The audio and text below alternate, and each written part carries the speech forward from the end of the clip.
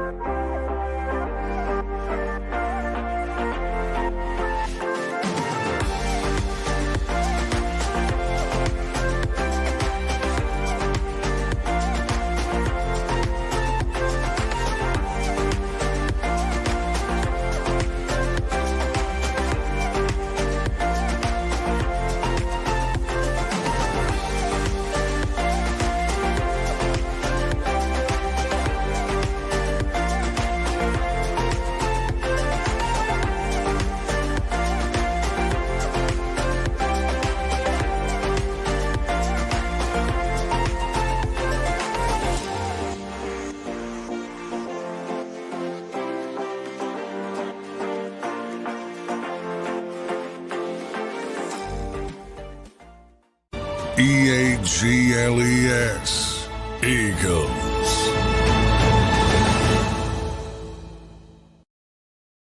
Eagles fans, welcome back to another edition of Football 24/7. I'm your guy, Tony DeShields II. I'm joined by our Eagles insider, John McMullen. Man, he does a lot of great work for Sports Illustrated, does a lot of great work for JAKIB Sports on Birds 365 with his partner in crime, Jody McDonald. Make sure you catch those guys at 8 a.m. Eastern time every single Monday through Friday. Now, you guys know what we have to get into.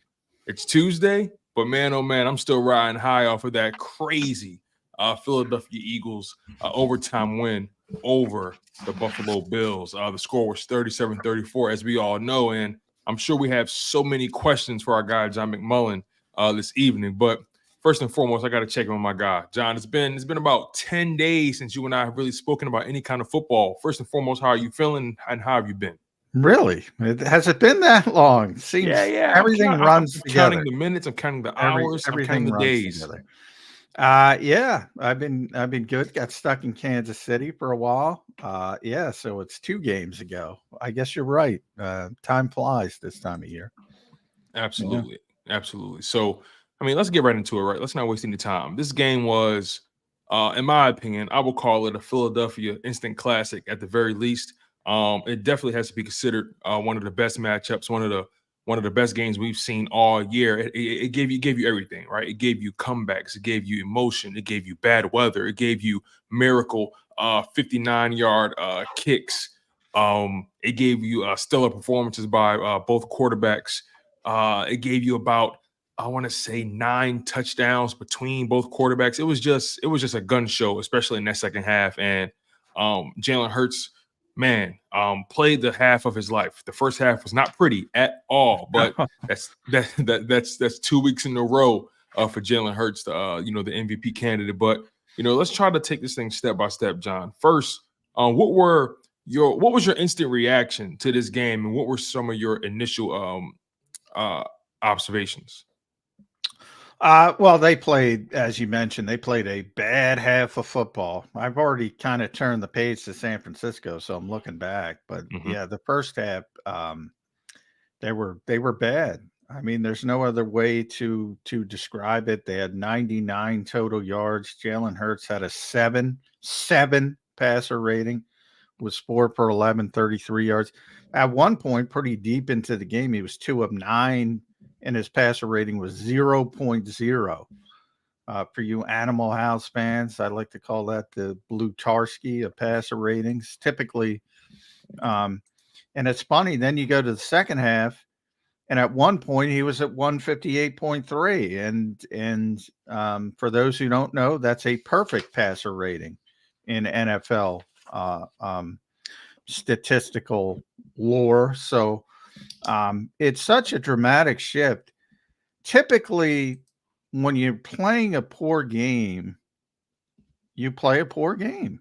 and that's what's so interesting to me about Jalen Hurts. He's almost got a great cornerbacks mentality, and cornerbacks have to have no memory. They're going to get beat at times, and they have to forget about it and keep playing. Typically, quarterbacks who, as I said, who struggle early are going to struggle throughout the game, and certainly to that degree, at least. Not Jalen, man. He forgets bad plays as quickly and as effortlessly as anybody. And that's what makes him. I always use relentless when I talk about Jalen Hurts, because I say it all the time, Tone. A lot of teams think they have him. They think they got the Eagles on the ropes. All things are going their way, and then bang, big play, and here comes the snowball rolling down the hill. And that's kind of what happened to the Buffalo Bills. It's interesting, right? You mentioned the word relentless. It's not just with Jalen Hurts, right? You're beginning to see this team truly take shape into his personality and his archetype, right? I believe Mike Florio, he talks about this all the time on PFT. He mentioned how he had a brief conversation with Jalen Hurts, and Jalen Hurts, essentially mentioned, and I'm paraphrasing, of course, but he essentially mentioned the fact that, I normally don't talk like this, but I'm starting to feel like this team is taking on, my personality traits. They're beginning to take on some of my habits. And, he believes that's directly correlated to their winning habits as well. When you hear something like that, when you hear something like that, and then when you see it taking shape on the field, how do you respond to that? I've never heard Jalen say that. It would surprise me. So I don't know exactly what he said to Mike, but he tends Yeah, to. and this wasn't recent, by the way. I think this was sometime last season. So this wasn't Yeah, recent at all. typically he'll sort of deflect things when you want to give him too much credit. He's a typical good leader. It's if things are going well, it's we. If things are going poorly, it's me. That's sort of the cardinal rule quarterbacks in this league are supposed to have. He's very obviously self-deprecating. He doesn't want a lot of flowers thrown his way.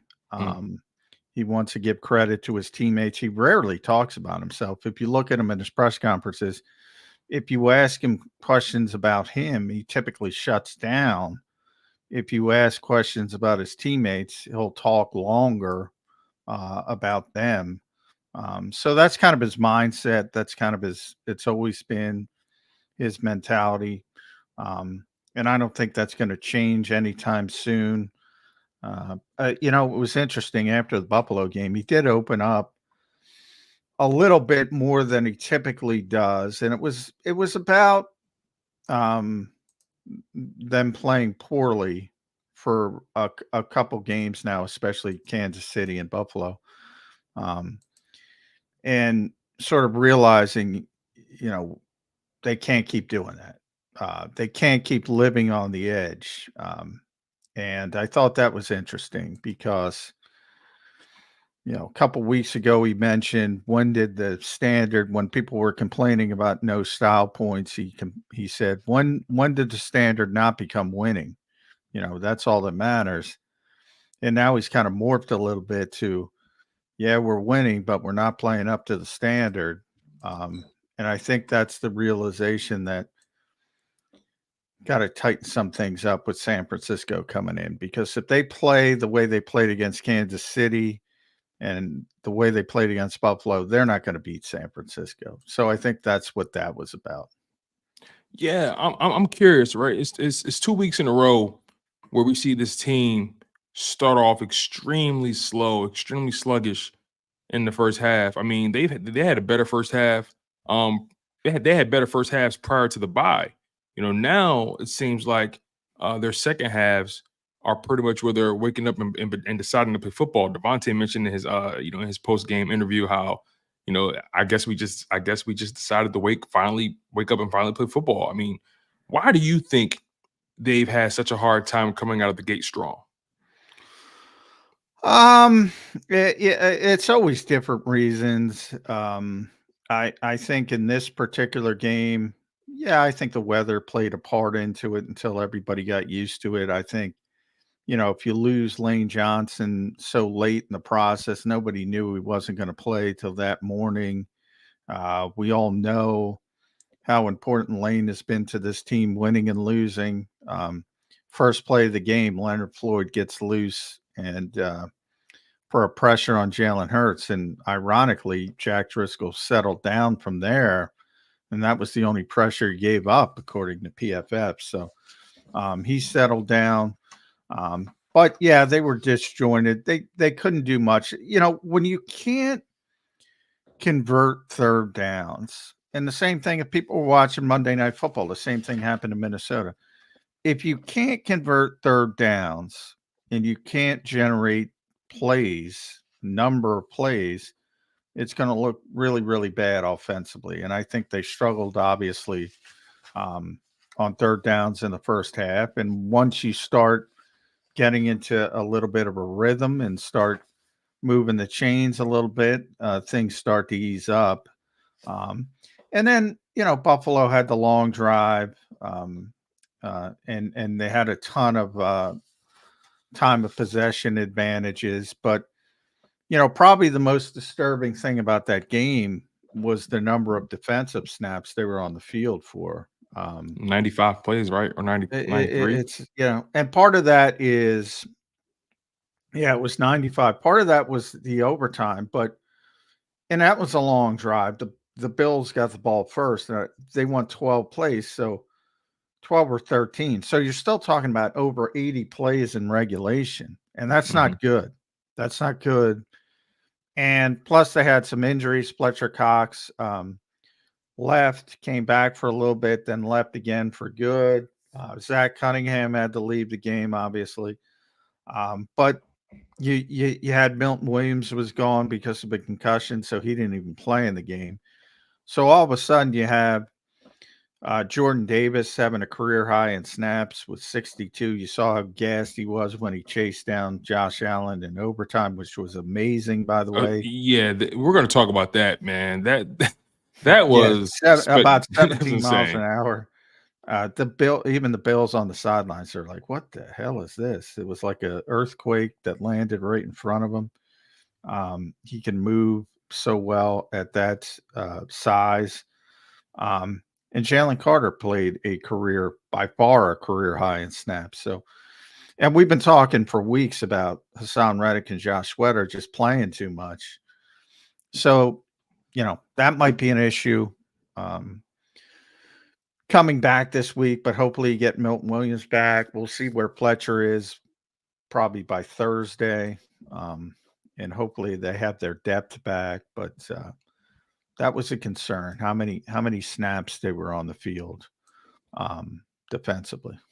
Yeah, it's actually interesting. If you combine the snaps between this game and I believe the Chiefs matchup, which they were on the field for a long time as well, if you combine those snap counts between both games, I mean, like you said, 95 against the Bills, and then you add in the 74 against the Chiefs. I mean, that's essentially almost 3 games worth of defensive snaps.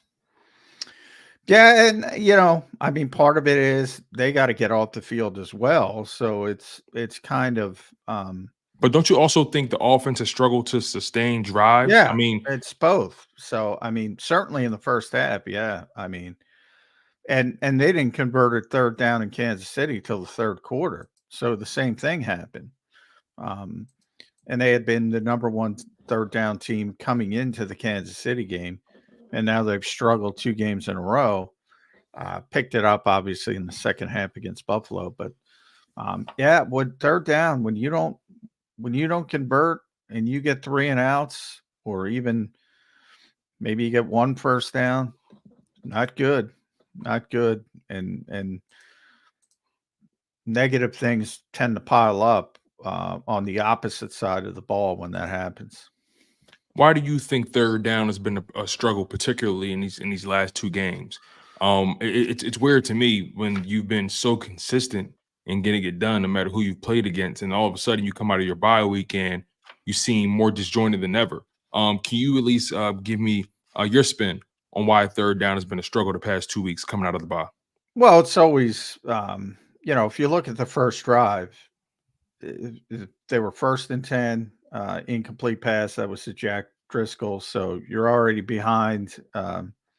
Leonard Floyd gets right in. You're already at 2nd and 10, another incomplete pass, 3rd and 10, 3rd and long.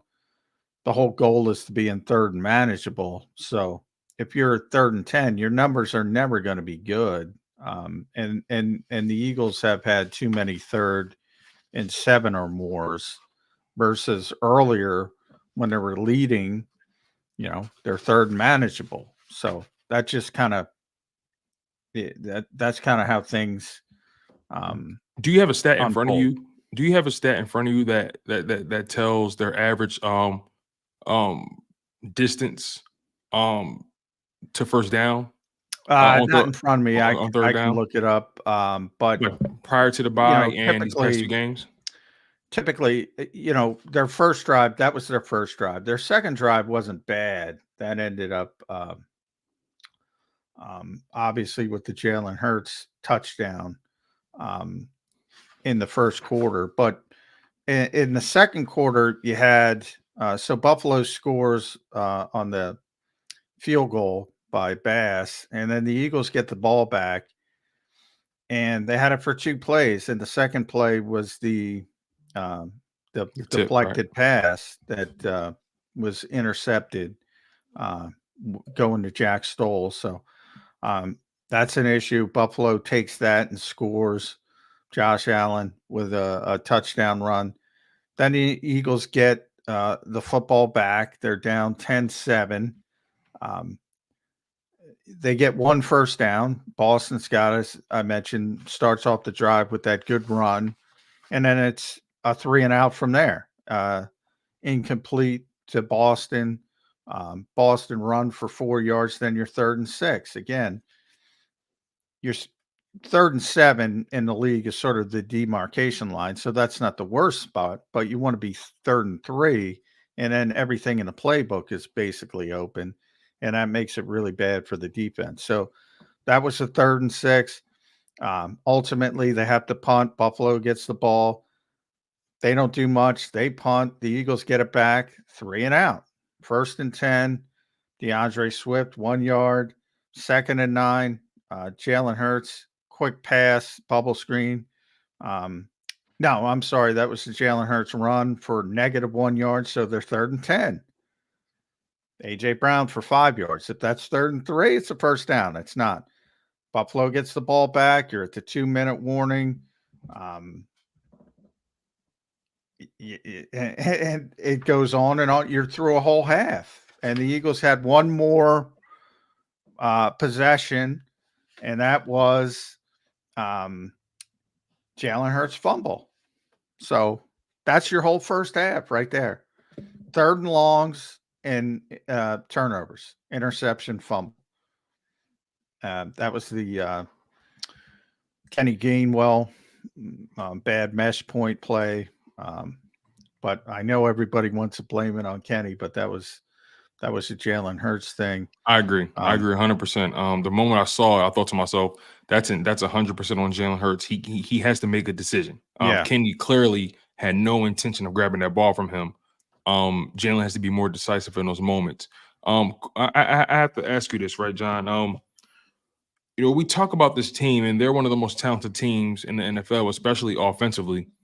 And I'm curious to know do you believe what's the correlation between the third down inefficiency and game planning, right? Because to me, one can argue, is it strictly execution that's the problem for the Philadelphia Eagles, or is it game planning in certain situations? Because when I look at the team in the first half versus the second half, it's almost like there's 2 entirely different game plans being, executed, or almost like they're 2 different teams. It's been a tale of 2 halves these past 2 weeks. I'm curious to know what's your opinion on whether the third down struggles are mainly execution related or game plan related. Well, I think you answered your own question by the point is they didn't change the game plan. So one half good, one half bad. Execution. It's always execution. You don't game plan to be 3rd and 10. But the game plan does look a little differently. I mean, maybe I didn't make that clear enough, but to me, it looks like 2 different game plans in the first half versus the second. Yeah, nobody changes a game plan. I mean, you practice what you practice, and you run what you run. That's one of the things that fans kind of don't understand. I always use the James Franklin, the Penn State coach example, because he got so much crap. It was when Miles Sanders was there. It was 4th and 4 play against Ohio State, something like that. Game on the line, gotta have it moment. I think Trace McSorley was the quarterback, and he ran RPO, and it did not work. And they lost to Ohio State as they typically do. Sorry, Jeff Kerr, if you're listening. And people went nuts on James Franklin saying, "How could you run that play?" Because that's what they practice. That's their offense. That's what they run. You don't pull something out of your ass like a Bill Walsh West Coast masterpiece if you don't practice it during the week, if you don't practice it during the summer, if you don't practice it all the time. You practice and you run what you run, you game plan. Nobody in football, and if they do in the NFL, and if they do change game plans in the middle of the game, you should fire that coach immediately. Well, you won't even have to worry about it because it's not going to look good. You can't run stuff you don't practice. So, yeah, I think, and no matter how many times I say this, fans are like, well, it's McMullen. What does he know? Blah, blah, blah. Jim Schwartz tells you that. Peyton Manning said, you know what we do at halftime? We have a couple orange slices and we take a leak, and then we walk back out. We check our phones, like Kenny Gainwell got in trouble with. It doesn't work that way. There's nobody on the whiteboard running. Adjustments go on after every series, sometimes after every play. Constant. Nobody's changing things at halftime. Nobody's throwing in a new game plan at halftime. And by the way, if you have a problem with the game plan, don't look at Brian Johnson because this is Nick Sirianni's offense. It's interesting. To your point, right? The fact that it is more so execution. I mean, that is what you're saying, right? I want to make that clear. That is what you're saying. The difference is execution. So, again, is this team? Are they playing? John, let's just call it what it is, right? Are they playing with their food in the first half? Like, is there a lack of attention to detail? Is this team getting bored? What is this? No, I mean, well, number one, the other teams out there. That's true. No, that's true. That's true. And I always want to give credit to the other team. Like, don't get me wrong, John. The Chiefs, one of the best defenses in the NFL this year. Even though the Bills are kind of on a downward spiral, they're still very talented, and in my opinion, still pretty well coached. But this Philadelphia Eagles team, there are no slouches either, and I think there's this notion that, and you said it yourself, this Eagles team believes they can beat anybody, on any given Sunday. So I think there's just this thought process that this team is playing or executing, so to speak, below their standard. Well, and that's what Jalen talks about. But I think people's standard for the Eagles is raised to an incredibly high level to the point where how can you reach the standard? I think that's what Jalen Hurts was kind of talking about after the game. When I met so it was kind of strange. As I said, it was a little bit different, and he called it weird. When balancing the good things he did late in the game and the early mistakes, he said, in a sense, it's manipulative to myself because winning is the only thing that matters, but the standard is pretty darn important too. And so it is what it is. So in other words, he's saying, you know, winning is the goal. They won the game, but whether you want to call it style points, as we always call about, the style points haven't been there consistently enough for the fan base. They're 10-1. So he's saying, you know, he's got to be manipulative to himself to live up to this perhaps unreachable standard. The numbers are historic. I say this all the time. 14 straight against winning teams. Got to go back to 1950. Yeah. 1950. That kind of stuff doesn't happen in this league. 10-1 for a second consecutive season. There's two other coaches that have done that in the history of the NFL. Don Shula, Tony Dungy, who had Peyton Manning. So that's a cheat code. That's it. That's it. Question, John. Are the Philadelphia Eagles victims of their own dogma? And I say that because Jalen Hurts, again, he always preaches about playing to the standard and how they've never, they can never truly reach the standard. And that's always the goal. And perfection is the goal, even if you land on greatness. Is this team victims of their own mentality, their own culture that they're promoting to the fan base and promoting to the media? Are they victims of that? I don't think they're victims of it unless they believe it or it breaks them. For the most part, I don't think they care. Mm. But I guess I say that because when you say, right, Eagles fans hold this team to an unprecedented standard. Maybe you didn't say unprecedented, but the Eagles fans hold them to this very high standard that at times seems unattainable, unrealistic. We get that, at least speaking for myself, I get that from the way they speak about the game, right? The way they conduct themselves in the press conferences, right? They speak about this standard that they have yet to reach. So when we watch them every Sunday, and we see them play clearly below the standard, it's like, okay, like, will there be a point where we see this team get close to that point at any time this season?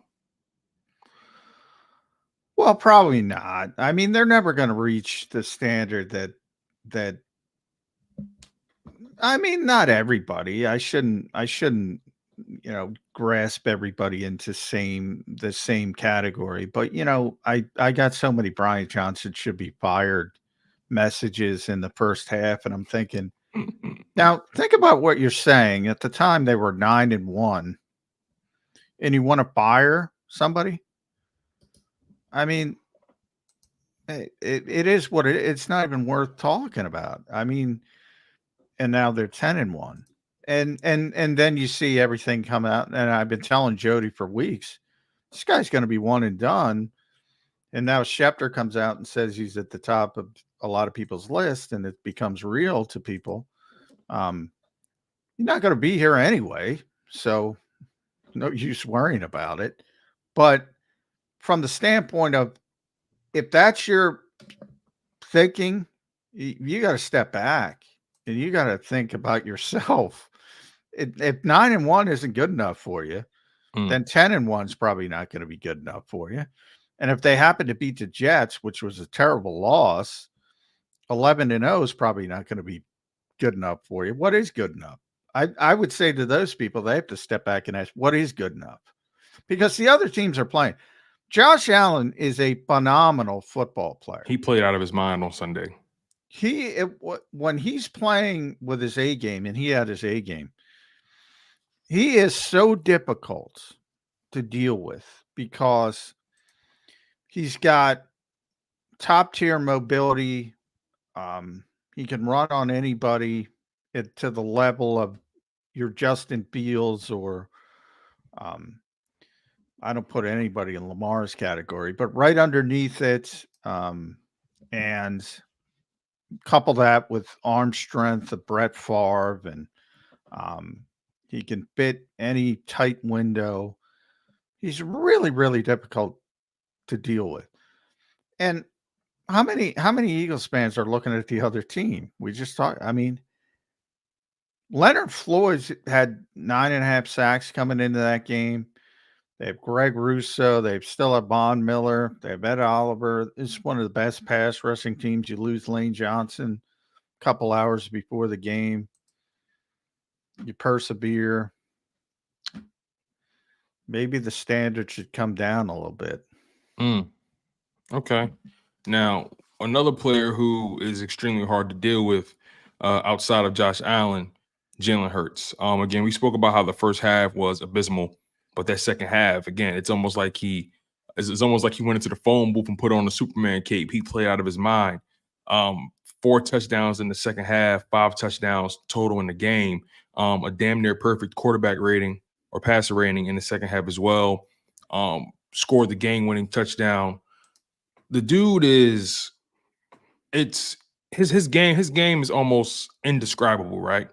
And I tend to, I listen to some of these national guys, and most of the narratives when Jalen Hurts' name comes up or when the Eagles come up, it's always about what the other team did to lose the game rather than what the Eagles did to win the game, right? And I'm curious to know, in that second half, what did you see by the Philadelphia Eagles that led to them winning this miraculous game in such a stunning fashion?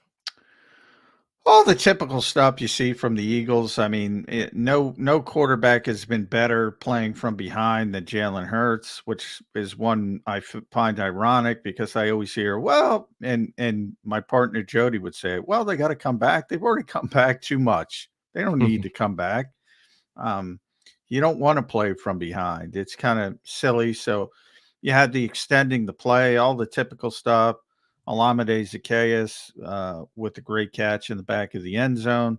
The traditional stuff in the offense. The running game is back because Jalen is healthy and he's a threat again. You don't seem surprised anymore, John. You seem like you expect this from Jalen Hurts at this point.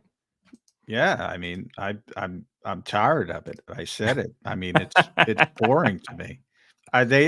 They always come back, but they are living on the razor's edge, and that's what they're not happy with. So, football is the shape it is. Sometimes it bounces the wrong way. It did on the deflected ball. You saw in another game, I forget, Matt Amendola was trying to kick a 56-yarder, hit the crossbar. What if Jakes hits the crossbar? What if MVS catches the ball in Kansas City? Too close to the edge.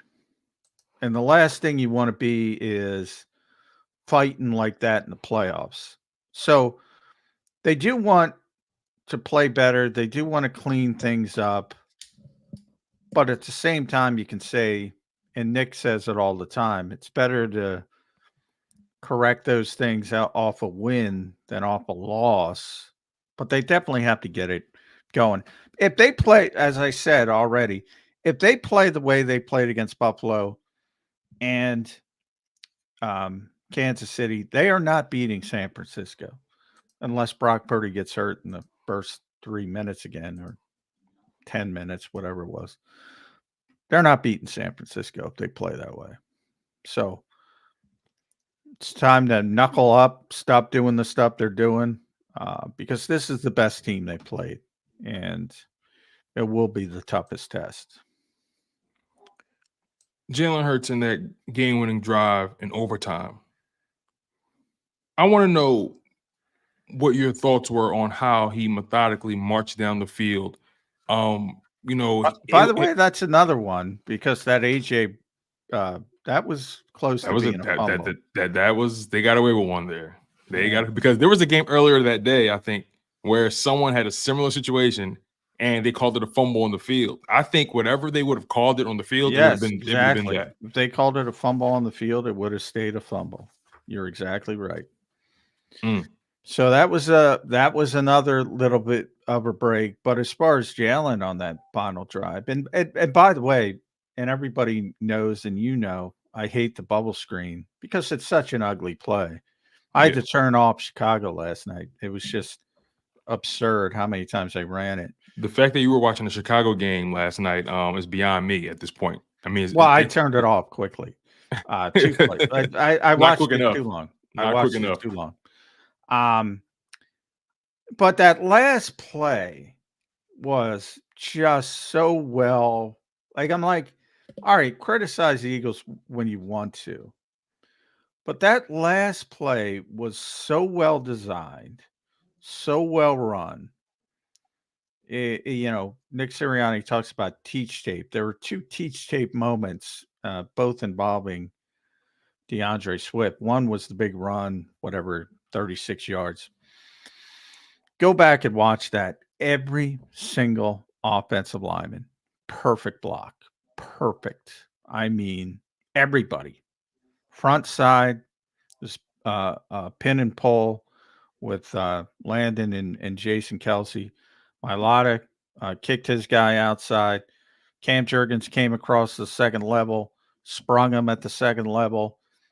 Jack Driscoll did his job sealing people up. Jack Stoll did his job on the backside. Perfect. And then the second was the walk-off play. If you look at it, they were 3-by-1. They had three receivers on the right, one receiver on the left. Buffalo was showing zero blitz, trying to force a mistake. DeAndre Swift, to his credit, he not only motioned, he was in the backfield. He not only motioned right for the bubble screen, which people hate. He did it violently. And by that, I mean, he didn't just lollygag over there in the motion. He was booking. He sold it. He sold it. He sold it really well. Thank you. And three different Bills defenders reacted Violently, by the way. They reacted like almost, it was almost shocking how badly they reacted to it. To me, at first I'm thinking to myself, was that a busted play? But then I'm thinking about, but then to your point, I saw how intentional DeAndre Swift was when he ran that bubble screen. And it kind of reminded me of the Devontae Smith touchdown, where they faked the bubble screen and then he found Devontae in the end zone for the touchdown pass. It was kind of similar to that in terms of just the concept. And once they sold, that's where Kelly and Hurts make the adjustment, because every play, not just the Eagles, but the modern NFL, it's, you have two options, basically, the quarterback. One is typically pass. In this case, it was the bubble screen. And one is the run. In this case, the quarterback draw. So Jalen smartly killed it to the quarterback draw. Kelsey kicks out and gets a great block. Jordan Mailata gets a great seal block inside. Walks in, was like the Red Sea. Perfect execution, perfect play design, perfect play call.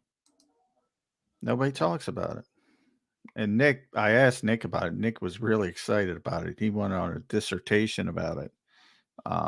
Because it was perfect and nobody talks about it.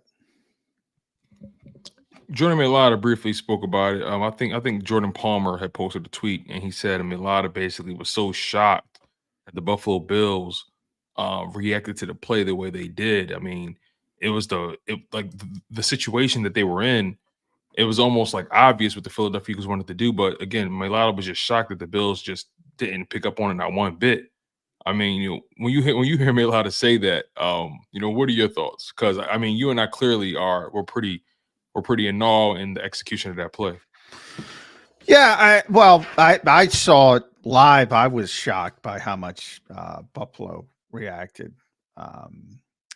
So yeah, I mean, from their standpoint, they certainly overreacted. They were on fumes.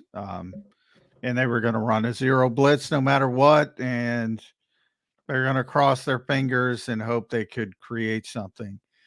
And it didn't work from their standpoint. So that's another good thing about the Eagles is, despite all those plays, we talked about how many plays that were on the field defensively, they still managed to they have a little more gas left in the tank than Buffalo at the end of that game. And it showed up as it typically does for this team. And now we're midway through the gauntlet. So everybody, oh, wow. Dallas at Kansas City, Buffalo, 3-0. 3-0. And people Once again, you're not surprised by this team, John. You're people are bored. still I can complaining. just see it. I You're bored as hell. I can tell. well, I said it drives me crazy because I said last year's team, and it was by far the best Eagles team I ever covered, by far.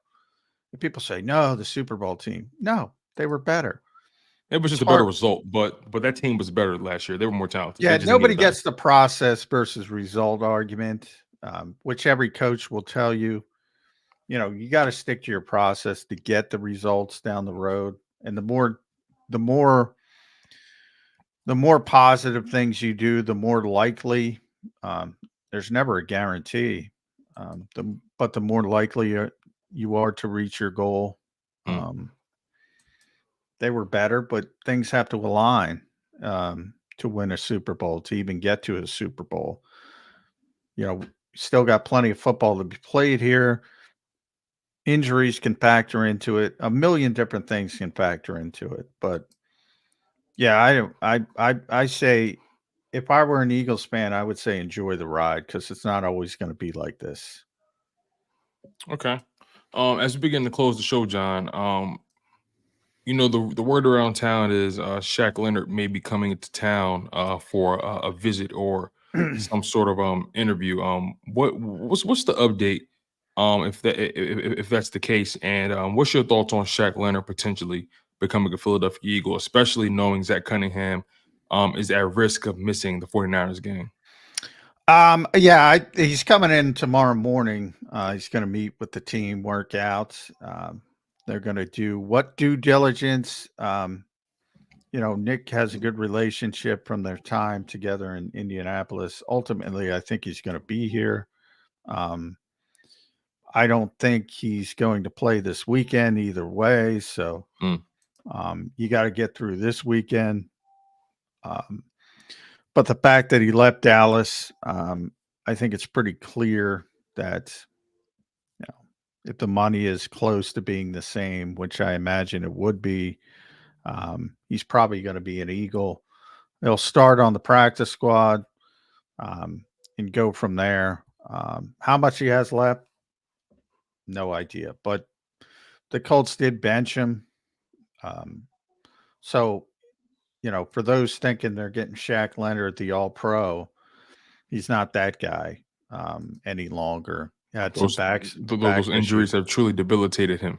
Yeah. Well, he's back. He played quite a bit this year, but he didn't play at the level he played in the past.